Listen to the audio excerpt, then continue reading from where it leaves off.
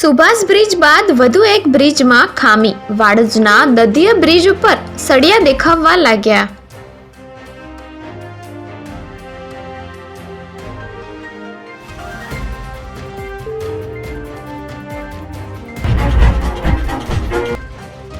NIA કોર્ટે આરોપીને હંગામી જામીન આપતા ઇનકાર કર્યો.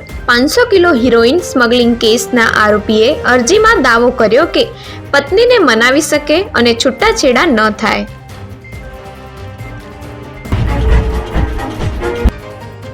યુવતીએ તેના જ મંગેતરને દુપટ્ટાથી ગળું દબાવીને હત્યા કરી. વડોદરામાં રેલવેમાં નોકરી કરતી યુવતીએ પહેલા વાર્તા ઘડી ગળા પરના નિશાને પોલ ખોલી.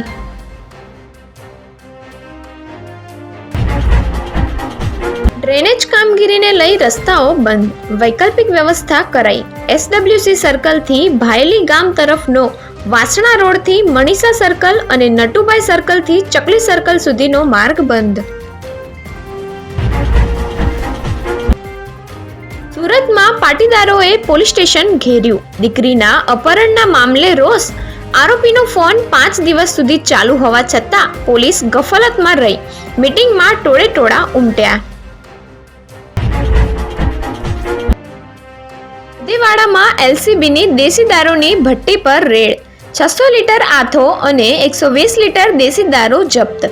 દારૂની ભઠ્ઠી ચલાવનાર આરોપી ફરાર.